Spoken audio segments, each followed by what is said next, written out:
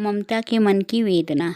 ममता रोहतास दुर्ग के मंत्री चूड़ामणि की इकलौती पुत्री थी, जो बाल्यावस्था में ही विधवा हो गई थी। वो अपने दुर्ग के मुख्य द्वार के पास कमरे में बैठी हुई सोन नदी के उफान व प्रवाह को देख रही थी। वो हर पल व्याकुल रहती थी, जैसे मानो उसके हृदय के भीतर भी विचारों की आंधी चल रही हो, तथा उसकी आंखों से निरंतर आंसू बहते रहते थे। पिता के मंत्री होने के कारण ममता को धन दौलत की कोई कमी नहीं थी, किंतु बाल विधवा होने के कारण उसको मानसिक सुख की प्राप्ति नहीं हुई। उसके मन में तरह तरह के विचार उमड़ रहे थे। इसी बीच उसके पिता चूड़ामणि ने उसके कमरे में प्रवेश किया। ममता अपने पिता के आगमन को ना जान सकी। उसके पिता उसके लिए चिंतित होते हुए भी वापस लौट गए। चूड़ामणि का लालची स्वभाव एक पैर पश्चात चूड़ामणि ममता के पास दोबारा आए। उनके पीछे 10 सैनिक थे, जो थालों में सोना लिए हुए खड़े थे। कई लोगों के पैरों की आवाज़ सुनकर ममता का ध्यान भंग हुआ और उसने पलटकर देखा। मंत्री के कहने पर वे लोग थाल वहीं रखकर चले गए। ममता के द्वारा पूछे जाने पर मंत्री ने बताया कि ये तुम्हारे लिए उपहार है। ममता ने पिता से पूछा कि इतना सोना कहाँ से आया। तब उसके पिता ने बताया कि सामंत वंश का अंत होने वाला है। शेरशाह किसी भी दिन दुर्ग पर अधिकार कर सकता है। उस समय जब हमारा मंत्री पद नहीं रहेगा, ये सोना तभी के लिए है। किंतु ममता ने रिश्वत में लिए गए इस सोने को परमात्मा की इच्छा के विरुद्ध दुस्साहस माना और पिता से कहा कि इसे लौटा दीजिए। हम ब्राह्मण हैं, हम इस सोने को लेकर क्या करेंगे? क्या उस बुरे समय में कोई हम ब्राह्मणों को 2 मुट्ठी अनाज भी नहीं देगा? बेटी के इस व्यवहार से दुखी होकर चूड़ामणि चले गए। रोहतास दुर्ग पर डोलियों का आगमन और ममता का गायब होना। दूसरे दिन रोहतास दुर्ग के तोरण द्वारा डोलियों की कतारें आ रही थीं।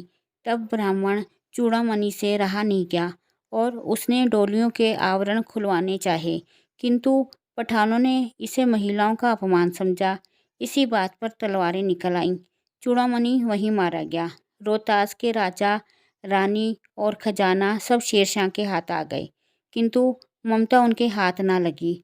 पठान सैनिकों ने पूरा दुर्ग देख लिया, किंतु ममता वहां से कहीं गायब ही हो गई थी। ममता की झोपड़ी में शरणार्थी का आगमन।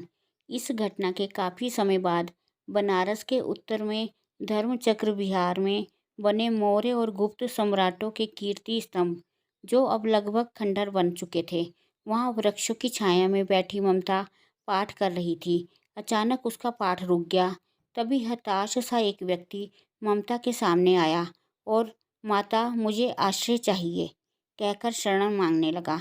उसने बताया कि वो शेरशाह के द्वारा हराया हुआ है। ममता को उसमें क्रूरता, निष्ठुरता व रक्त की प्यास दिखाई दी। तब उसने कहा, मेरी कुटिया में स्थान नहीं है, कहीं और जाओ। इतने में वो बेहोश होकर वहीं गिर पड़ा। ममता ने पानी देकर उसकी जान बचाई, किंतु उसको पठानों के द्वारा किया गया अपने पिता का वध आज भी याद था, इसलिए वो उस पर विश्वास नहीं कर पाई। किंतु अतिथि की सेवा करना अपना कर्तव्य समझकर उसने आने वाले से कहा कि तुम चाहे कोई भी हो, भीतर जाकर विश्राम करो, और मन में सोचने लगी कि मैं अपना कर्तव्य क्यों छोड़ दूं।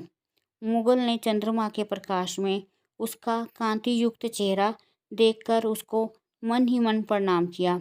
ममता पास में खंडहर में चली गई। सैनिकों द्वारा ममता की खोज। अगले दिन प्रातःकाल ही बहुत से सैनिक उसे ढूंढते हुए वहां आ गए। ममता खंडहर की ओर से सब देख रही थी। तभी उस मुगल ने उन्हें आवाज़ देकर बुलाया और उसने स्त्री को ढूंढने को कहा। पूरा दिन में उसे ढूंढते रहे, किंतु असफल रहे। शाम को ममता ने देखा कि मुगल अपने अधीन सैनिकों से कह रहा था कि मैं उस स्त्री को कुछ दे ना सका, यहाँ उसकी झोपड़ी के स्थान पर उसके लिए एक महल बनवा देना। ये कहकर वो वहाँ से चला गया। ममता की वृद्धावस्था तथा मुगल सैनिकों द्वारा झोपड़ी की खोज। चौसा के मैदान में पठान और मुगलों के बीच हुए इस युद्ध को बहुत समय बीत गया। ममता का शरीर बहुत दुर्बल हो चुका था। वो मरण अवस्था में थी। उसकी सेवा के लिए 2-3 स्त्रियां उसके पास बैठी हुई थी, क्योंकि उसने भी जीवन भर दूसरों की सेवा ही की थी। उस समय एक अश्वारोही वहाँ आया और नक्शा देखकर वो स्थान ढूंढने लगा और कहने लगा कि किसने पूछा कि शेर शाह हुमायूं ने किस छप्पर के नीचे विश्राम किया था। बात 47 वर्ष पुरानी थी। तब ममता ने उसे बुलाकर बताया कि मुझे नहीं पता कि वो कौन था, किंतु एक मुगल ने यहाँ रात बिताई थी। मैं जीवन भर अपनी झोपड़ी ढूंढने से डरती रही।